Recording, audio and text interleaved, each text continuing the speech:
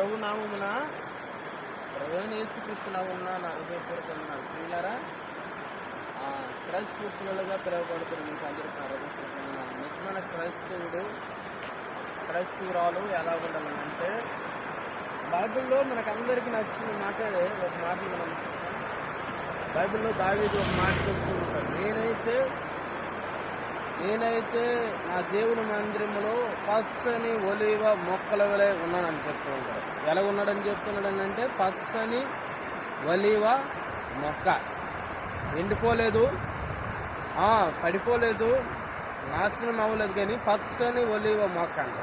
ప్రియులారా, మనము దేవుని సన్నిధిలో ఎలా ఉండాలంటే పచ్చని ఒలీవ మొక్కల వలె ఉండాలంట. అంటే పరిచర్యలో మనము వర్ధిల్లుతుండే వారిగా ఉండాలి. అందుకే క్రొత్త నిబంధన చివరి భాగంలో మనం చూస్తూ ఉంటాం. ఒక అధ్యాయంలో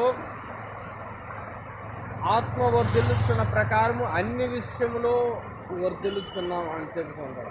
మనము అన్ని విషయంలో కూడా పరిచర్యలో వర్ధిల్లాలి. అందుకే నేనైతే పచ్చని ఒలీవ మొక్కల వలె ఉన్నాను అన్నాను.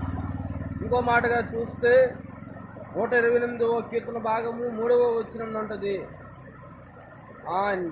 బల్ల చుట్టూ తన పిల్లలట ఒలీవ మొక్కల వలె ఉన్నారట. ఏ బల్ల చుట్టూ? దేవుని బల్ల చుట్టూ, దేవుని సంఘములో, దేవుని యొక్క పరిచర్యలో, మనము ఆయన యొక్క పరిచర్యలో ఫలించే చెట్ల వలె మనము ఉండాలి. ఒలీవ మొక్క చిగురిస్తూ ఉంటుంది, అనేకులకు ఆశీర్వాదకరంగా ఉంటుంది. ఈ ఒలీవ మొక్క ఆశీర్వాదానికి వారసత్వాన్ని కలిగి ఉంటుంది. కనుక మనము ఈ ఒలీవ మొక్కల వలె సంఘానికి, సేవకునికి, కుటుంబానికి, గ్రామానికి ఆశీర్వాదకరమైన వ్యక్తులుగా మనము ఉండాలి. ఆశీర్వాదకరమైన వ్యక్తులుగా ఉన్నామా లేదనేది మనం ఒకసారి జ్ఞాపకం చేసుకోవాలి. భయంకరమైన దినాల్లో ఉన్నాం ప్రియులారా. కాబట్టి మనము ఆశీర్వాదకరమైన వ్యక్తులుగా మనం ఉంటే అది మనకి ఎంతో ఆశీర్వాదకరం.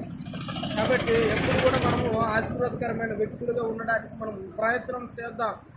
ఒకవేళ కీడుగా, హానికరమైన వారిగా, ఎవరికి ఇబ్బందికరమైన వారిగా ఒకవేళ ఉంటే అది మనకి మంచిది కాదు. కనుక ఈ దావీదు అంటాడు, నేనైతే అని చెబుతున్నాడండి. ఎవరి గురించి ఆ వ్యక్తి చెప్పలేదు, కానీ నేనైతే దేవుని మందిరములో పచ్చని ఒలీవ మొక్కల వలె ఉన్నాను అని అంటున్నాడు. పచ్చగా ఫలిస్తున్నాడట పరిచర్యలు. మనము కూడా అలా ఉందాం. అటు కృప కూడా ఈమె నడిపించును గాక.